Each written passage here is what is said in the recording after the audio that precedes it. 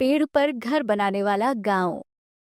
उत्तर के पहाड़ों के बीच, जहां बादल धरती को छूते हैं और बर्फ आसमान से बात करती है, वहीं बसा है हिमाद्री गांव। ये कोई आम गांव नहीं। यहाँ के लोग जमीन पर नहीं, पेड़ों पर घर बनाकर रहते हैं। हर घर झूलता है हवा में, पर गिरता कभी नहीं। बिल्कुल इन लोगों की हिम्मत की तरह। पेड़ों पर बने लकड़ी के घर, रस्सी के पुलों से जुड़े हुए। बच्चे झूलों पर, औरतें बाल्टियां खींचते हुए, बुजुर्ग धूप सेकते हुए।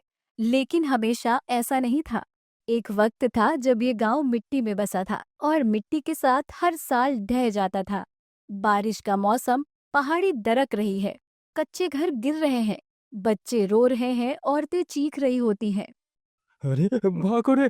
फिर से जमीन खिसक रही है। हमारा पूरा घर मिट्टी में समा गया। यहाँ रहना खतरे से खाली नहीं है।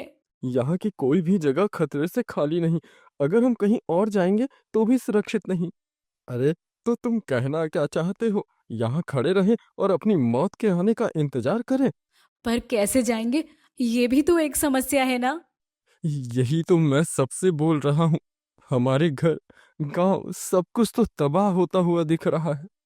कीचड़ और डर के बीच एक बूढ़ी औरत माई तुलसी आती है। उनके सिर पर लाल शॉल है और हाथ में लकड़ी की लाठी। हर बार यही हाल, हर बार यही दर्द। धरती अब हमें नहीं संभाल पा रही है। पर माई, घर कहाँ बनाए?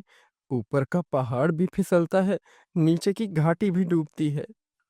माई, आप तो यहाँ इस गांव में इतने सालों से रह रही हो, यहाँ की हर बात को अच्छे से जानती हो। ऐसे ही हर साल होता है। माई एक विशाल देवदार के पेड़ की ओर इशारा करती है। सब लोग उस तरफ देखने लगते हैं। देखो इस पेड़ को, तूफान आए या बरसात, बस झूलता है, गिरता नहीं। जरा सोचो, अगर इसके ऊपर घर हो तो क्या नुकसान होगा। और ये बस इस बार नहीं, हर बार होता है। आप सब लोग भी तो ये देख रहे हो। बाकी सब पेड़ पौधों के नामो निशान मिट जाते हैं, लेकिन ये पेड़ वैसे का वैसा ही होता है। माई, पेड़ पर घर? हम पंछी थोड़ी हैं। और हाँ, होगा मजबूत पेड़।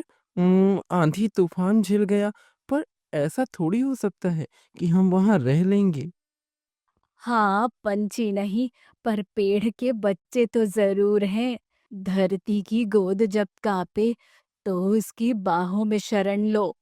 हर साल आंधी तूफान की वजह से कितना कुछ बर्बाद होता है।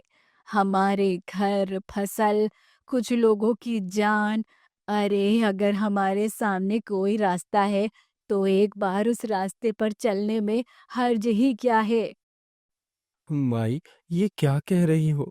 अरे, हम कैसे पेड़ पर रहेंगे? ये पेड़ हम सबका वजन नहीं ले पाएगा। पेड़ मजबूत है, पर पूरा गांव नहीं बस पाएगा।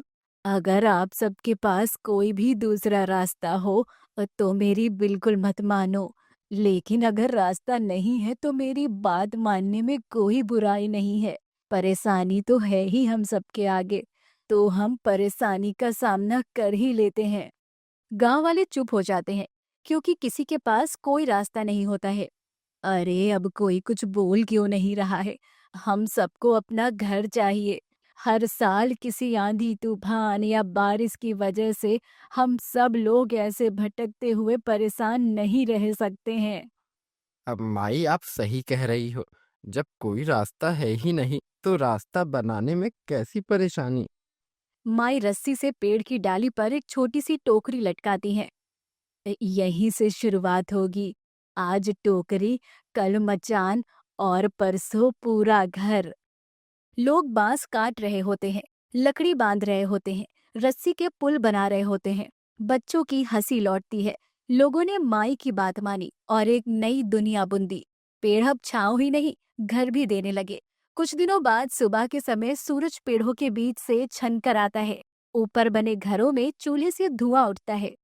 अब हम सब यहाँ सुरक्षित हैं। हाँ माई, आप बिल्कुल सही कह रही थी। अब हम सबके सर पर एक छत तो है।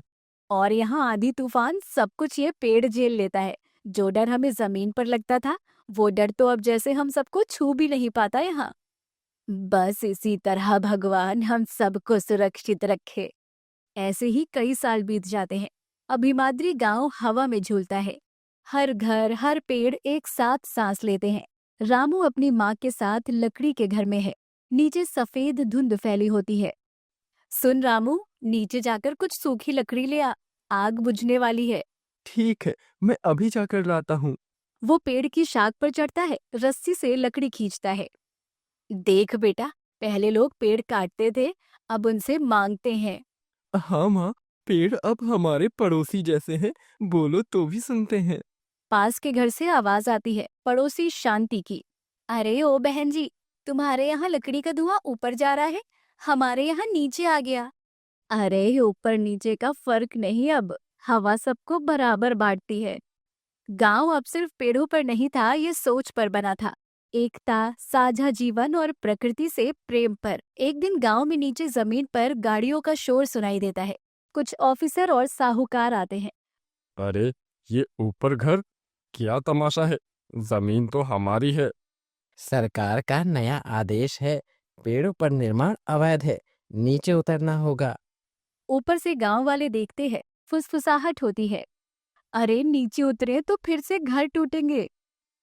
हमने इन पेड़ों के साथ अपना जीवन बसाया है।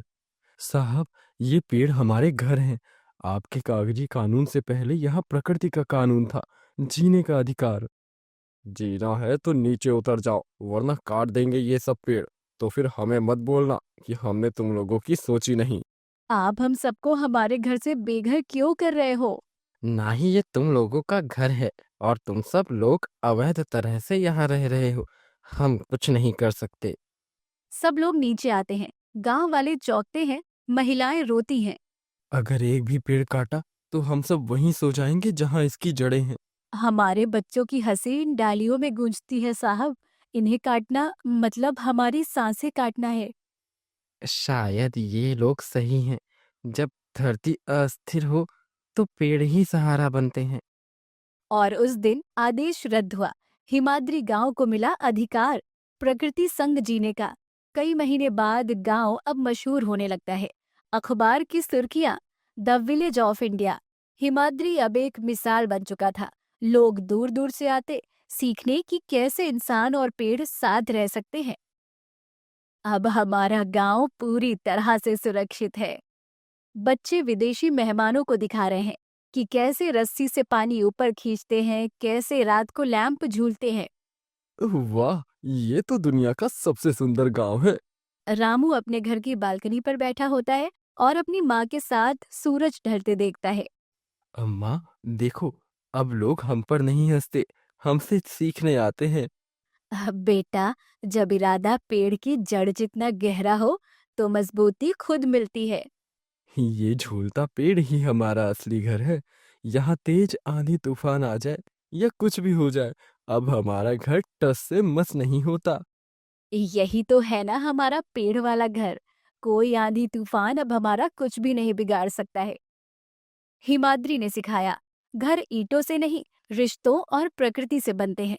जब इंसान धरती को समझे और पेड़ों को अपना ले तो विनाश भी सुरक्षा बन जाता है।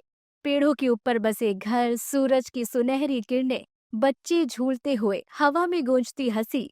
जब इंसान हिम्मत, रचनात्मकता और एक दूसरे का सहारा रखे तो सबसे ठंडी रातें भी गर्म उम्मीदों से भर जाती हैं। हिमाद्री, द ट्री विलेज, प्रकृति के साथ जीवन का असली अर्थ। जयंत एक गरीब किसान था जो कमाल नगर नामक एक गांव में अपनी बीवी चारू, छोटा बेटा गट्टू और छोटी बेटी पिंकी के साथ रहा करता था। वो अपने खेत में टमाटर उगाता और बाजार में जाकर बेचता। आइए आइए, लाल लाल ताजे ताजे टमाटर लीजिए। अरे भाई, मुझे 2 किलो टमाटर दे दो जयंत भाई साहब।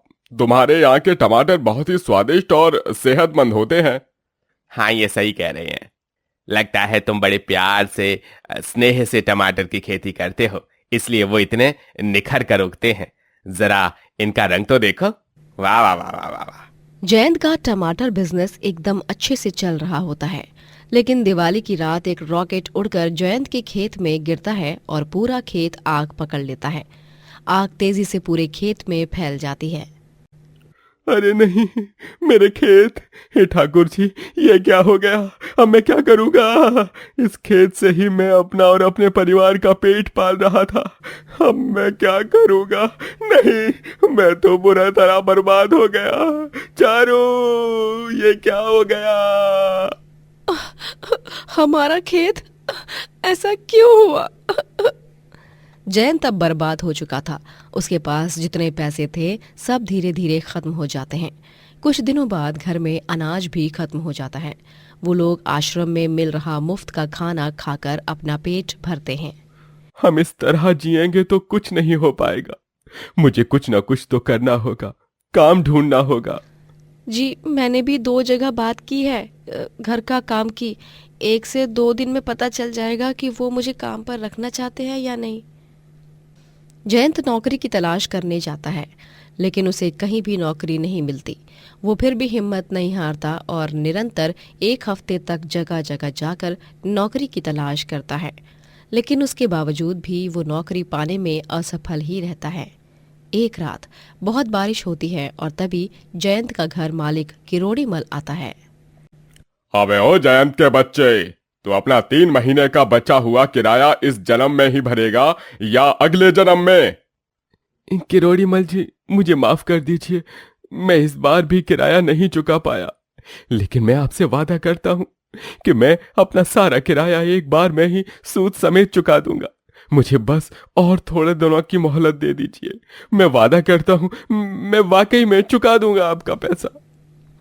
हाँ किरोड़ीमल जी, हमारे खेत में दिवाली की रात आग लग गई, जिस कारण हमारा टमाटर का बिजनेस बंद हो गया। जयंत जी ने कई जगहों पर नौकरी की भी तलाश की, लेकिन उन्हें नौकरी नहीं मिली। लेकिन आप चिंता मत कीजिए, आने वाले कुछ दिनों में हम आपके सारे पैसे चुका देंगे। लेकिन किरोड़ीमल उन दोनों की बात नहीं मानता और गुस्से से कहता है, मैं नहीं जानता। तुम दोनों को आज के आज पैसे देने होंगे, वरना मैं तुम दोनों को यहाँ रहने नहीं दूंगा। अभी के अभी तुम दोनों को मेरा घर खाली करके जाना होगा। क्या? किरोड़ीमल जी, ऐसा मत कीजिए। मेरे छोटे छोटे बच्चे हैं। इतनी तेज भीषण गर्मी में मैं उन्हें लेकर कहाँ जाऊंगा? हमारा तो इस दुनिया में कोई भी नहीं है। किरोड़ीमल जी, मैं आपसे हाथ जोड़कर विनती करती हूँ, हमें यहाँ से मत निकालिए। हम पर दया कीजिए और थोड़े दिनों की मोहलत दे दीजिए। अरे नहीं नहीं, हरगिज नहीं। बस बहुत हो गया तुम लोगों का। मुझे बेवकूफ समझ रखा है क्या? किरोड़ीमल के आदमी भरी बरसात में जयंत और चारू के घर का सारा सामान उठाकर बाहर फेंकते हैं और उन्हें उनके बच्चों के संग वहां से निकाल देते हैं। बेचारे जयंत और चारू अपने बच्चों संग बारिश में यहाँ से वहां भटकते हैं। वो लोग एक गुफा में अलाव जलाकर रुकते हैं। गट्टू और पिंकी को भीग कर तेज बुखार आ जाता है। सुबह जब बारिश रुक जाती है तभी जयंत अपने दोनों बच्चों को सरकारी अस्पताल ले जाता है। उन लोगों के हाल बद से बदतर हो जाते हैं। वो लोग जंगल में एक झोपड़ी में रहने लगते हैं। चारू, अब जब तक हम पैसे नहीं कमा लेते, हम इसी झोपड़ी में रहेंगे। हाँ जयंत जी, मेरी भी नौकरी पक्की हो गई है। दोनों जगह में से एक जगह मैं झाड़ू पोछा करने जाऊंगी। एक बार पैसे इकट्ठा हो जाए फिर हम इस झोपड़ी से निकलकर किसी किराए के मकान में रहने चले जाएंगे। बस ठाकुर जी की कृपा से मुझे भी अब एक अच्छी नौकरी मिल जाए। पता नहीं कौन सी सजा मिल रही है हमें। बेचारे हमारे बच्चे, अरे खेल कूद की उम्र में उन्हें भी हमारे साथ इन सभी मुश्किलों का सामना करना पड़ रहा है। चिंता मत कीजिए पापा, हम दोनों को कोई दिक्कत नहीं है। हाँ पापा, हम ठाकुर जी से प्रार्थना करेंगे कि सब जल्दी से जल्दी ठीक हो जाए। चारू जिस घर में झाड़ू पोछा करने जाती है वहां पर 1 हफ्ते बाद उसके हाथों से एक कीमती कांच का शोपीस टूट जाता है, जिस कारण उसकी मालकिन उसे खूब सुनाती है। अरे निकम्मी, क्या नींद में साफ सफाई कर रही थी? अंधी कहीं की, इतना महंगा और बेशकीमती शोपीस तोड़ दिया तूने नालायक। वो मालकिन, वो मैंने जो कुछ भी किया जानबूझ के नहीं किया। अरे तुझे पता भी है क्या ये शोपीस विदेश से आया हुआ है? इसकी कीमत कितनी है तुझे पता है? तेरी औकात भी नहीं है, उतना महंगा है ये। निकल यहाँ से। ऐसे नुकसान करने वाले लोग मुझे मेरे घर में नहीं चाहिए। और एक बात कान खोल कर सुन ले, तुझे तेरी तनख्वाह नहीं मिलने वाली। चल दफा हो यहाँ से। लेकिन मालकिन, मेरी बात तो सुनिए ना मालकिन। मालकिन चारू को घर से बाहर निकाल देती है और उसके मुंह पर दरवाजा बंद कर देती है। चारू रोते बिलखते घर वापस आती है। चारू को इस हालत में देखकर जयंत को बहुत दुख होता है। अब तो न जयंत के पास कोई नौकरी थी और तो और चारू की नौकरी उसके हाथ से जा चुकी थी। एक दिन भयानक तूफान आता है जिसके कारण उनकी झोपड़ी की छत उड़ जाती है और पूरी झोपड़ी भी तहस नहस हो जाती है। अब तो उन लोगों के हाल और भी बुरे हो जाते हैं। उनके पास अब गांव के कृष्णा मंदिर में रहने के अलावा और कोई विकल्प नहीं था।